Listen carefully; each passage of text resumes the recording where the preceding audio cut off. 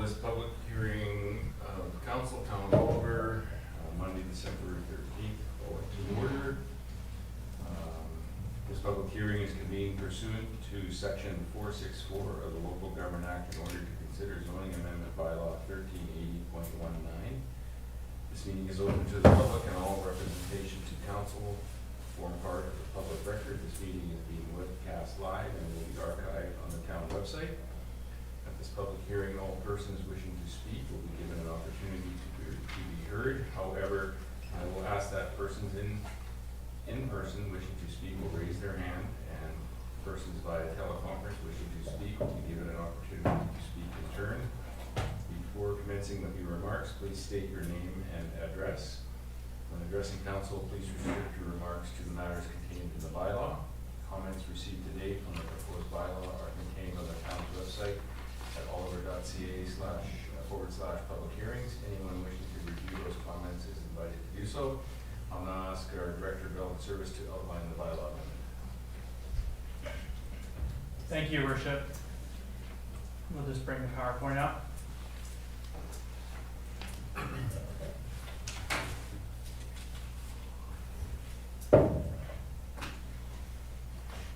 This public hearing is in regards to 6643 Lakeside Drive.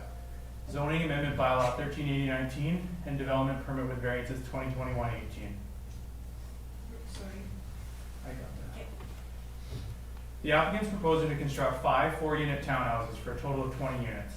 Each townhouse unit features a double-car garage on the main floor, living space and a deck on the second floor, and 3 bedrooms on the third floor. The subject property is located within the multifamily DP area of the OCP and requires approval for the design and to address landscaping requirements. Furthermore, the applicant is requesting a development variance permit to waive the required loading space and to decrease front, rear, and north interior side parcel line setbacks. This is a map that shows the site plan zoomed in. And just an update from the previous meeting, the Merlot access. A recent response from the province indicated that license of occupations are typically only granted where there's no existing access to the property. Since there is access to the property via Lakeside Drive, an application for additional access through a crown parcel would likely be denied. Given this information, a gate would be built on the Merlot side. The fire department and other services could utilize this to exit the property as required. However, the layout and turning radiuses associated with the site enables the access from Lakeside Drive to function as the sole access. And given this requirement, the access to Lakeside Drive has been widened to allow for a 90-degree entry and will be designed by an engineer at the time of building permit issuance. Thank you. Thank you, Director. I now declare the public hearing open and ask if there's anyone who wishes to speak to propose the bylaw.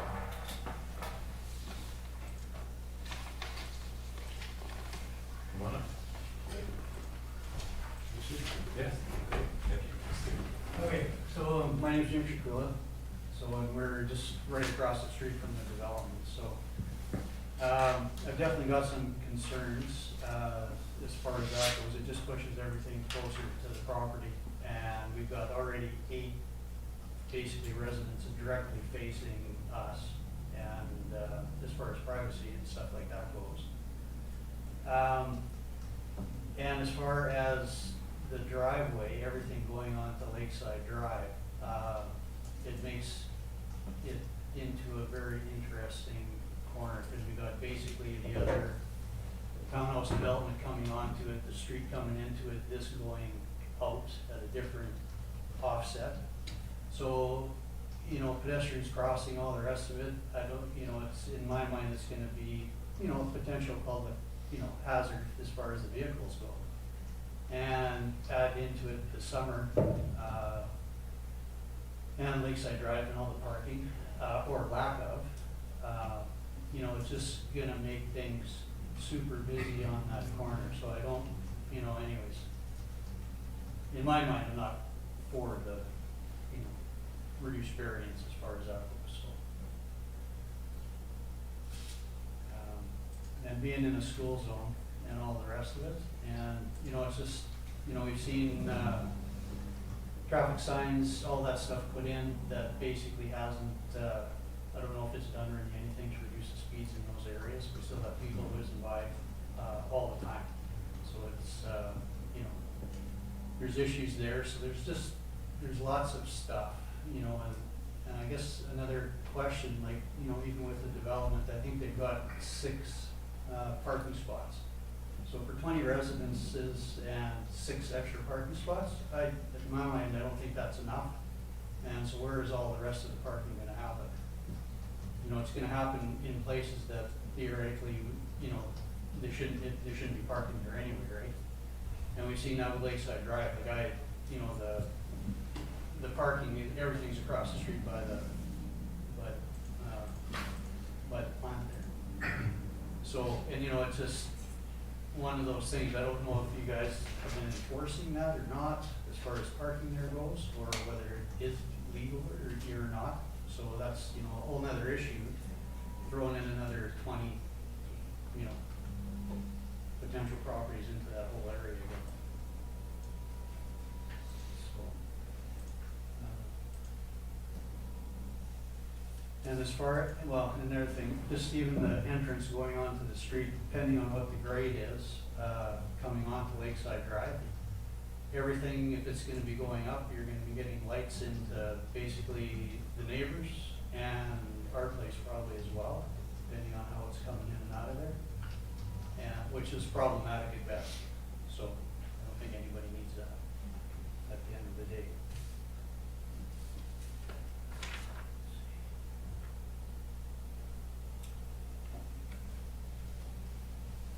And on the pictures with how they depict the green space, there's no possible way that they're gonna put any of that in there. The areas are too small for what they've got planned as far as trees. As far as potentially, you know, leading to those privacy blocking things that could, you know, be put, you know, help, you know, buffer, some of the views and stuff like that. So, like I said, decreasing the variance just decreases the green space and allows for less things to happen. So then, like a lot of those trees that they had said they were gonna put in, well, they're 30 feet wide, so I'm not quite sure how that's even gonna fit into that whole scheme of things, so. I don't know, there's just a lot of little things that just aren't jiving for me with how they've got the plan drawn. It all looks good on paper, but what they're gonna do when they get in there is, you know, in my mind, 2 totally different things.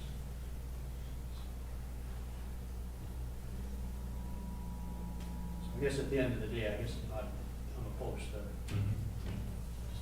everything that they're trying to move forward, so. Especially when it's a 3-story building and, you know, they're just gonna be, I've just got too many eyes potentially looking right into the house, right? Well, that's my biggest concern. Jim, can you tell me which house is yours on the, is it right next to the new house that's being built? It is the new house. Oh, it is the new house? Yes. Okay. So we're smack dab in the center of this whole thing, so. Right. So anyways. With lots of windows and.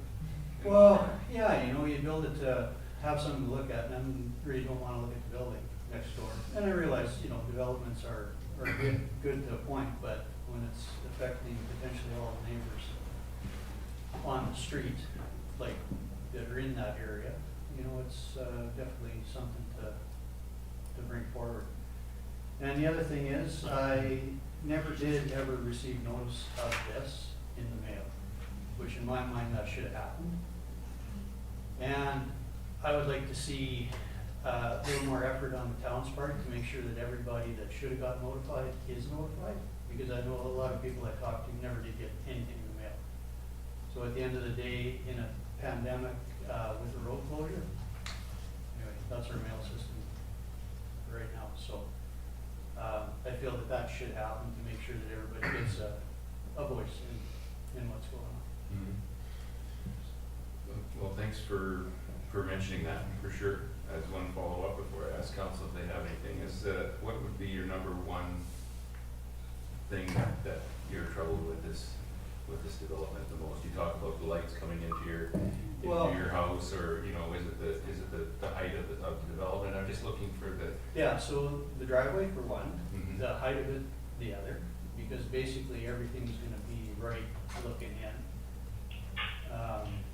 And like I said, there's pretty much eight of the residents there will be looking into somebody's house, whether it be ours or the neighbor's, or,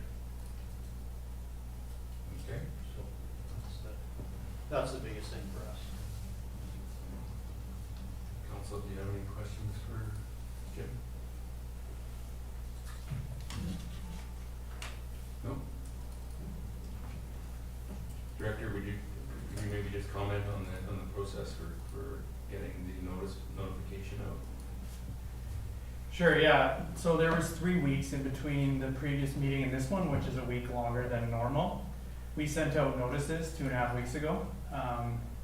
Also, there's a giant sign on the property that faces towards the residents, as well as it was advertised in 2 editions of the newspaper. So, I mean, we can't control Canada Post. We sent out the notices. We weren't really made aware until this week that the notices didn't make it. My only comment would be that we followed what's required in the community charter for notice. Yeah, thanks. Thank you. Can I add to that? So at the end of the day, if you're not walking down the street, you're not gonna see the sign, right?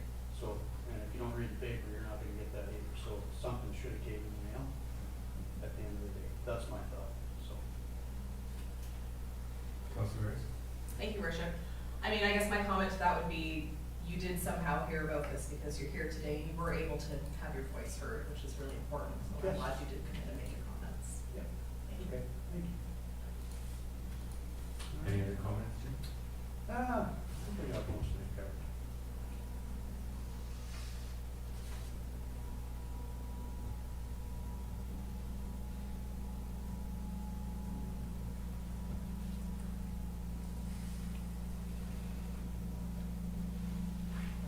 That's everything, that's good. Thank you. Right, thank you. Thank you. For the second time, is there anyone who wishes to speak further to the proposed bylaw? Your opportunity for me to speak. Yes? Yes, there is. You may not hear. Yeah, I can't hear anybody in council. I can only hear the delegation microphone. Can you hear me So I can hear you, Okay.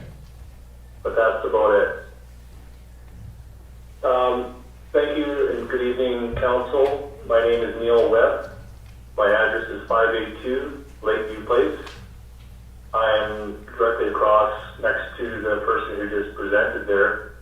He is my neighbor, and I do not support this development for the following reasons. First one, and this is just an FYI, I did not receive any notices within the 100-meter. Typically, you'd get some kind of a notice about this, and I just happened to stumble across it by chance. So I didn't have a lot of time to put some notes together, but I did have a chance to review the drawings. And one of the things I see here at the entrance of the south end of the property indicates, in alignment with the Lakeside Drive, about 135-degree turn-in and turn-out of the complex compared to what you'd see in a normal 90-degree alignment.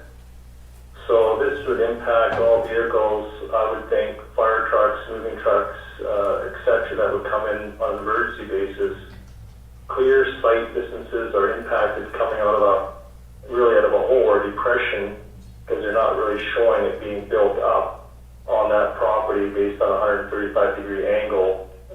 So potential, I would say, for striking pedestrians on the sidewalk, and vehicle accidents would rise due to poor intersection design and alignment. The next item I have is safety concerns exist currently on this section of road. I'm talking about Lakeside Drive. There is a bit of a curve alignment on Lakeside Drive around Lakeview Place, right in the corner where I am. And the volume of vehicles over the years have been increasing that use this road, and they all funnel down from the Low Avenue, even further up north of Lakeside Drive past north of Rotary Park, basically do their shopping runs or what have you going south. There's also school buses that exit the back side of the school there onto Lakeside Drive, and they turn right and would go right past that development on a daily basis, Monday to Friday. So within that half a block, there's obviously a school zone. There's a number of intersections. There's no street lights exist along that particular stretch in the wintertime, so visibility along that stretch of road and the sidewalk would be a safety concern in my mind. The other thing to note, there's really no three-story buildings in this immediate area. On the south end of the school, there's two-level townhomes. And so I would think an appropriate fit for that profile would be kind of being consistent with either single-family or two-story homes. Although I understand they do have that height of 10 meters that would probably fit the current bylaw. It just, I think, would be a little bit out of place. The other impact from my home is really due to views from basically the sun deck that I basically face east. So there would be an impact there on some of the view. I think would also impact home resale value. And if you look at sort of an acre parcel, typically, you'd see maybe 4 single-family homes. If you have 3 to 4 individuals living in there, that would equate to maybe 12, 16 people. If you multiply that by 20 units, you're looking at 60 to 80 people over 1 acre. So I can see noise being an issue. Definitely parking, which leads into my next one about the visitor parking stalls. I didn't really see a lot of them there compared to the south side of that townhomes on the south side of the school. They seem to have a lot more. And then during the summer months, the Rotary Park is really busy in that Lakeside campground, and they end up parking way up to the school here, up to Lakeview Place, and along Merlot, all along the north side of the school. So if we have visitors to these units, I'm not too sure where they're going to be parking, but I don't really want them parking basically next to my property on the east side, so that would be another concern. I think reducing the setbacks is not really going to make the site more greener. I mean, most of the properties around here have a lot of green space and landscape aesthetics, and I wouldn't want to see it turn into more of a concrete jungle. I'd like to see some greenery, some more greenery rather than less. And my final point is, I don't know if there was any studies done, but being that close to the lake, there's got to be a fairly high water table at that particular parcel. So the load bearing on that area with 5 units should be looked at because there's no preload identified on that site. So that's all from my perspective. Thank you very much. Thank you, Neil. Is there anyone else online that would like to make a comment? Yes. My name is Tony Drew. I'm with representing the developers who did the designs for the project. So I'm happy to answer any questions, but I'll also speak to the concerns that the neighbors had.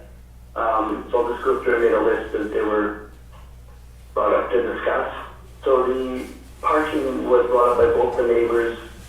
The requirements for this particular project are to have 40 parking stalls. This project actually has 46 parking stalls. So we exceed the requirement of the city by 6 stalls. And actually, the same project in Penticton would require 26 stalls. So we're providing 20 more stalls than what is common in other Okanagan communities. We don't foresee parking being an issue, as each unit has its own 2-car garage plus the guest parking. The frontage of the property as well classically people are entitled to park in front of their own property, and the frontage of this property being 79 meters long, would provide visitors, if needed, to park in front of the property, which is realistic, just like the neighbors that are concerned about parking would expect their guests possibly to park in front of their property. So we don't see parking as an issue. Height of the building, we kept the buildings, they are 3-story buildings, but we kept the height of them lower by giving them flat roofs. So while they are 10 meters in height, the property does sit between 1.5 and 2 meters below the road. So the actual height above the street is more like 8 to 8.5 meters, which is the height of a peaked roof 2-story home or townhouse. So we mitigated the height in that way. For the views, we talked to the city or the town of Oliver, and we did plant 7 additional maple trees in the boulevard to provide extra privacy for the neighbors, as well as the trees that we had initially on the property, which exceed, again, the requirements by the town of Oliver for the number of trees.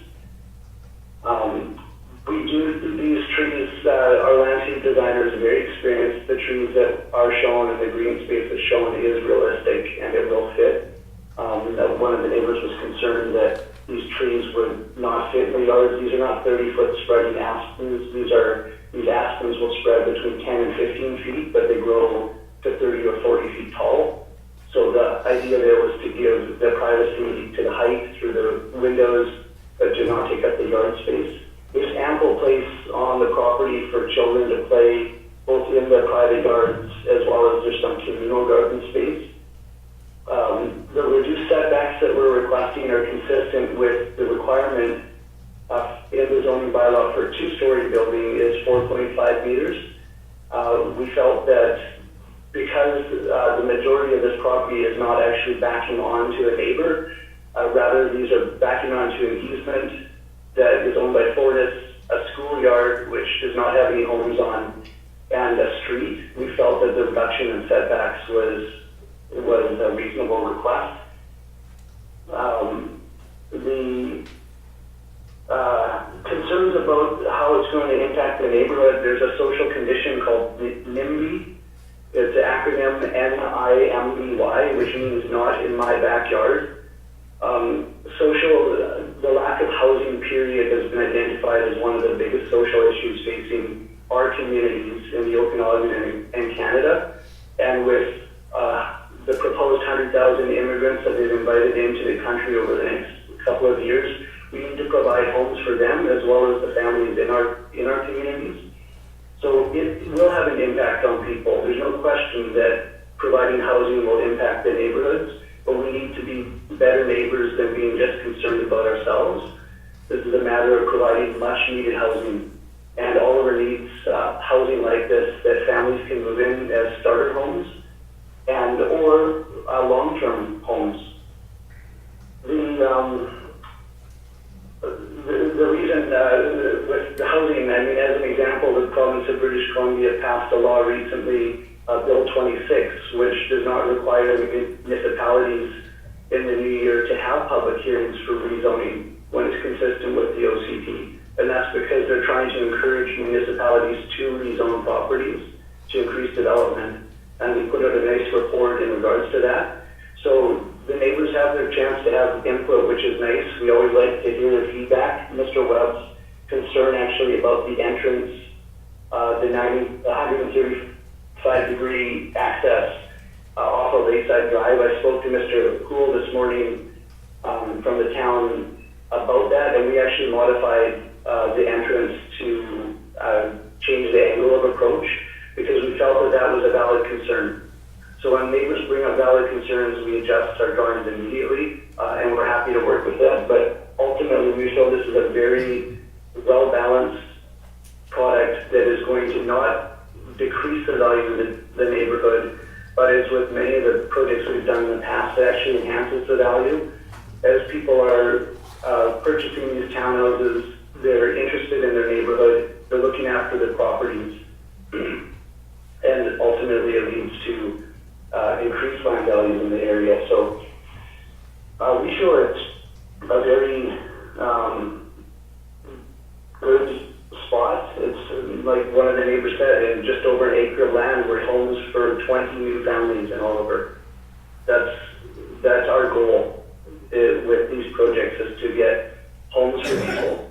And it's our goal to make sure that the developers are profitable, because only if they're profitable is it worth it for them. So this development creates homes, it's profitable for the developer, and the final result will be a great place for families to live. So I'm happy to answer any questions if council has questions.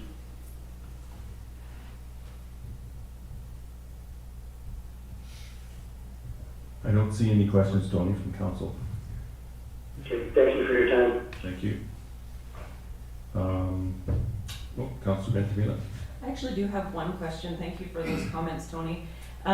Just regarding the turn that Mr. Webb brought up, the 135 degrees that you've changed to 90.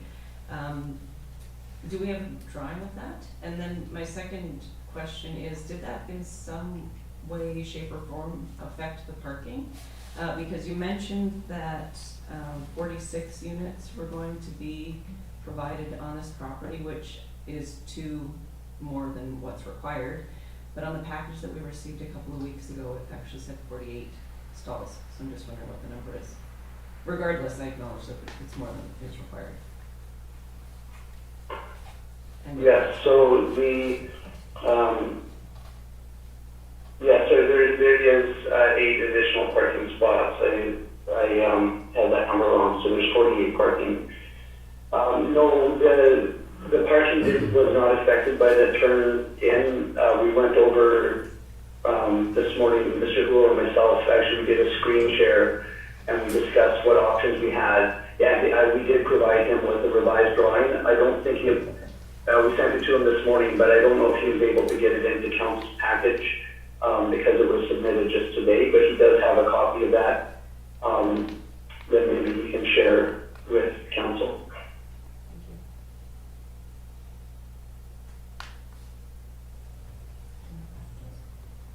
Do you have that drawing, Director?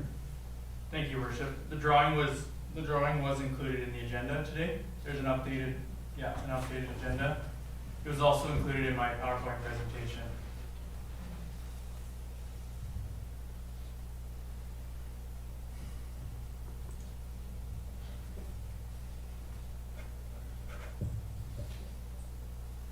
Before I call for a third and final time, is there anybody else online?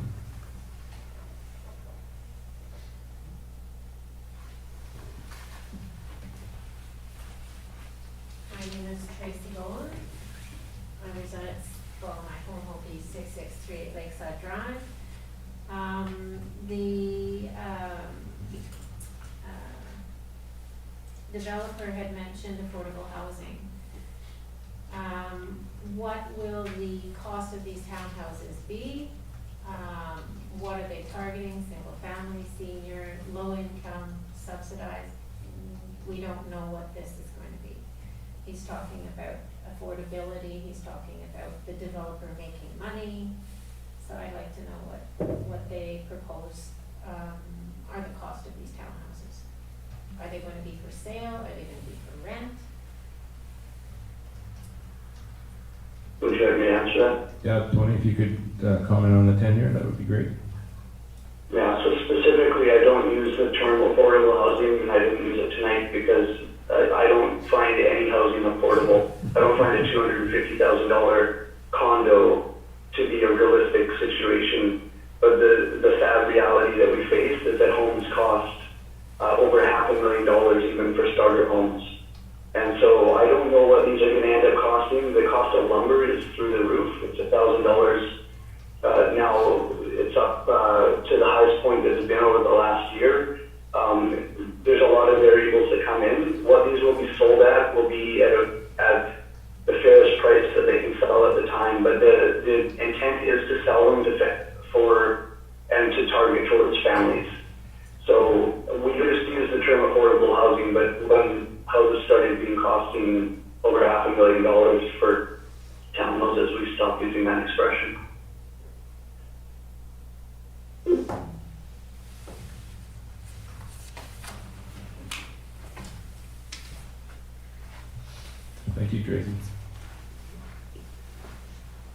For the third and final time, is there anyone who wishes to speak further to the proposed bylaw? Anybody online?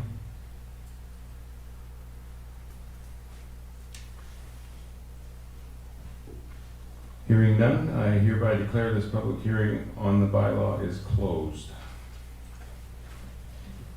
I will look for a motion to adjourn. So moved. So moved. Second. Call the question, all in favor? Opposed, motion is carried. Thank you.